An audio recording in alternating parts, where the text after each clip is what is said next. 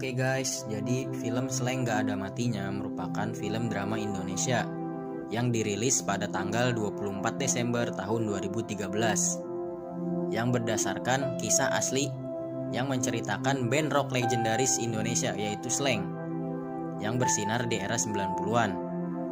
Film tersebut diperankan oleh Adipati Dolken sebagai Bim Bim, Ricky Harun sebagai Kakak, Ajun Perwira sebagai Rido, Aron Ashab sebagai Ivanka, dan Deva Mahendra sebagai Abdi. Di dalam pembuatan film ini telah melibatkan ribuan slankers dari seluruh penjuru tanah air sebagai tanda dukungan atas kenangan idola mereka. Bagi yang belum tahu, Slank adalah band yang dibentuk oleh Bim Bim pada tanggal 26 Desember tahun 1983. Pada awalnya band ini hanya fokus untuk mengcover lagu-lagu rock yang ada, khususnya lagu dari band Rolling Stone yang sedang masyhur. Namun pada akhirnya mereka membuat lagu sendiri dan merilis album pertamanya pada tahun 1990 yang berjudul Sweet Sweet Hehe. Nama Slank pun merupakan plesetan dari sebutan orang-orang kepada mereka, yaitu bocah slengean. Proses demi proses band Slank pun menyebar hingga luar dan di dalam tanah air juga. Ia pun semakin terkenal hingga pada tahun 1996 saat merilis album ke-6, ketiga anggota Slank yaitu Bongki, Indra, dan Pai pun keluar karena sikap Bim Bim dan Kakak yang kecanduan narkoba. Kemudian Reynold yang menggantikan posisi gitaris untuk menyelesaikan album ke-6 dan memulai tur keliling 30 kota. Namun belum sempat menyelesaikan turnya, Reynold pun keluar karena tak tahan dengan Bim Bim dan Kakak yang masih kecanduan narkoba. Singkat cerita, di awal film kembali di Jalan Potlot, yaitu kediaman dari Bim Bim dan juga markas Slank, di mana Bim Bim, Kakak, dan Ivanka sedang menunggu kedua gitaris baru yaitu Rido dan Abdi yang baru saja datang dari Amerika. Awalnya Slank pun ingin bubar karena kekurangan personil, khususnya gitaris. Namun datang banyak surat dari para fans yang kecewa kalau Slank bubar.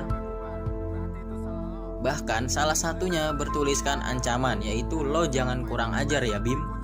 Kalau Slank sampai bubar berarti itu salah lo. Gue tulis surat ini pakai darah.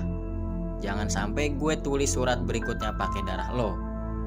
Mereka berlima pun berjanjian di rumah Bim Bim, termasuk Kakak yang kesulitan OTW gara-gara diganggu oleh Penny yang tergila-gila olehnya. Padahal saat itu Kakak sudah mempunyai istri. Sesampainya di kediaman Bim Bim, mereka pun langsung cek sound untuk mengetes skill kedua gitaris tersebut. Dan akhirnya Rido dan Abdi pun diputuskan ikut tur oleh Bim Bim. Mereka berlima pun akhirnya berangkat untuk melanjutkan tur konsernya. Dan gaya mereka diubah oleh pengarah gaya yang bernama Nadine. Di konser pertamanya saat tampil di siang hari, Bim Bim yang melihat ada penonton fanatik yang mengacungkan jari tengahnya dengan maksud bergaya. Namun Bim Bim merasa dihina dan langsung turun memukuli penonton tersebut. Sepulang konser, akhirnya penonton tersebut datang dan meminta maaf sambil memuji kedua gitaris barunya. Di konser berikutnya, Rido berencana untuk membanting gitarnya yang telah disiapkannya agar suasana semakin ramai. Tetapi pada saat membanting gitarnya, pecahan gitarnya pun terkena gitar aslinya yang mahal tersebut. Kemudian sepulang konser mereka mampir di diskotik untuk minum-minum sejenak. Di bar, Bim Bim bertemu dengan manajer diskotik yang diperankan oleh Bim Bim asli. Juga Abdi yang bertemu dengan orang di toilet yang juga diperankan oleh Abdi sendiri. Pada konser selanjutnya, ketika sedang meminta jatah bayaran kepada sang ketua panitia bilang bahwa uangnya sudah dibawa kabur. Namun pada akhirnya dibayar menggunakan sedan BMW miliknya. Akhirnya dengan kedua gitaris tambahan, tur pun berhasil selesai pada tahun 1997 dengan konser terakhir di Ancol. Saat pamitan, Bim Bim pun memberikan kaset lagu pada Rido sambil menawarkan untuk mengisi instrumen gitarnya. Lagu tersebut adalah lagu Poppy's Land Memory, salah satu lagu dari album ke-7 Slank.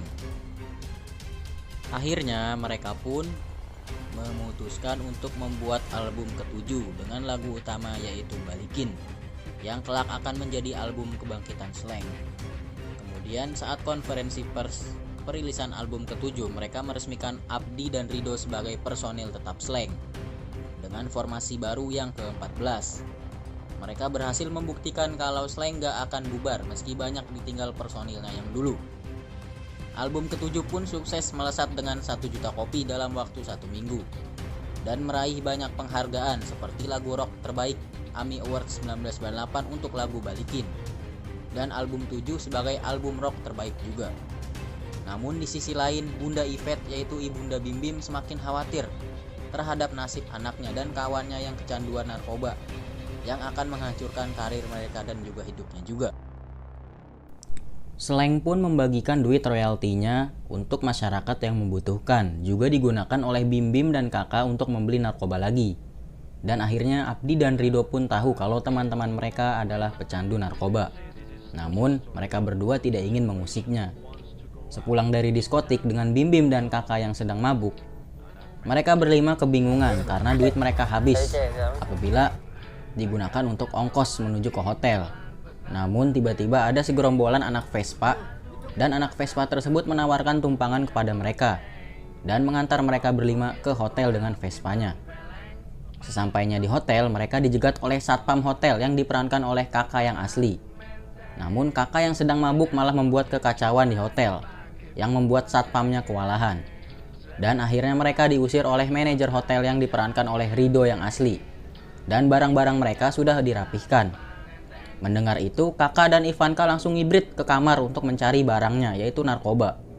Namun seorang cleaning service yang telah membereskan kamarnya memberikan barangnya kepada kakak dan Ivanka. Cleaning service tersebut diperankan oleh Ivanka yang asli. Hari demi hari pun berlalu. Saat konser berikutnya, Bim Bim, kakak dan Ivanka memutuskan untuk cabut di tengah-tengah konser karena sang panitia tidak memberikan narkoba untuk tambahan royaltinya dan meninggalkan Rido dan Abdi yang kebingungan. Dan di konser selanjutnya, Slank diminta untuk tidak ditampilkan di akhir acara karena ada band lain yang ingin tampil di puncak acara. Namun tak disangka, saat Slank selesai tampil, para penonton langsung pulang begitu saja, meninggalkan band yang tersisa. Di kemudian hari, di zaman reformasi tahun 1998, Slank pun berniat untuk membuat lagu yang mengkritisi pemerintah. Sebelum masuk ke studio, Bim Bim melirik seorang gadis cantik, yaitu salah satu fansnya. Tepat seusai Pak Presiden Soeharto mengundurkan diri dari jabatannya, Slank pun merilis albumnya yaitu Mata Hati Reformasi dan menuai banyak kesuksesan di sana, apalagi dalam rangka menyambut reformasi. Namun konflik pun dimulai ketika Bunda Yvette, bundanya Bim Bim, menemukan sebungkus narkoba di studio dan langsung menegur anak-anak karena semakin khawatir akan nasib mereka. Apalagi mereka ingin berangkat untuk tur. Dan Bim Bim pun akhirnya mengajak ibundanya untuk ikut tur agar tak merasa khawatir. Namun ketika di dalam perjalanan turnya, ketika ingin beranjak konser, Ivanka, Bim Bim dan kakak pun tak sadarkan diri akibat terlalu mabuk. Dan ketika dibujuk oleh ibundanya dan Abdi untuk berangkat, Bim Bim malah membentak mereka dan mengusirnya. Bim Bim pun merasa kalau Abdi dan Rido membencinya karena kecanduan narkoba. Sampai akhirnya Bim Bim bertengkar dengan Rido di restoran dan berhasil dilerai. Rido pun berniat keluar dari Slank, namun Abdi yang masih percaya pada Slank membujuk Rido agar tetap tinggal dan membujuk Bunda Yvette agar tak hilang harapan kepada anak-anak. Ketika hampir memasuki tahun 2000, Slank diundang untuk tampil di Jepang dan Bim Bim, kakak juga Ivanka berniat untuk berhenti dari kecanduannya agar Slank bisa bersatu kembali dan membuat album baru. Slank pun berniat membuat rekaman album baru di Pantai Lebak, Banten. Sebelum berangkat, Bim Bim bertemu dengan fans gadis yang pernah diliriknya di luar studio dan mengajaknya untuk ikut rekaman ke pantai. Nama gadis tersebut adalah Reni. Slank pun berhasil merekam 40 lagu untuk mempersiapkan album barunya. Dan Bim Bim pun akhirnya jatuh cinta kepada Reni. Ketika pulang, Bunda Yvette menyuruh Bim Bim, kakak dan Ivanka untuk ikut rehabilitasi yang dipandu oleh Pak Teguh. Dan juga Bim Bim meminta restu ibunda untuk menikahi Reni. Dan akhirnya pun direstui oleh ibunda. Akhirnya Bim Bim, Kakak, dan Ivanka pun direhabilitasi oleh Pak Teguh dan diberi obat kapsul untuk 4 hari. Mereka bertiga berjuang untuk melawan nafsu candunya dengan dibantu oleh Bunda, Abdi, dan Rido. Bunda Yvette juga menyuruh polisi untuk berjaga di potlot agar tak ada bandar yang masuk. Perjuangan mereka bertiga pun sangat kritis, dimulai dari Kakak yang kejang-kejang badannya, Ivanka yang mengamuk-amuk di kamarnya, dan Bim Bim yang memaksa untuk membeli narkoba lagi, hingga akhirnya bisa dihentikan. Jadi mereka bertiga ini sedang mengalami masa sakau, yaitu sakit karena putau. Karena tidak mengkonsumsi lagi, badan mereka pun akhirnya sakit-sakit dan hanya bisa sembuh ketika mengkonsumsi narkoba putau lagi. Jangan dicontoh ya guys. Akhirnya mereka berlima pun bisa melanjutkan hidupnya dan bangkit kembali. Kakak memutuskan berpisah dari April, istrinya yang masih kecanduan, dan berjumpa dengan Natasha yang sudah memiliki kekasih, yang kemudian berhasil dinikahinya.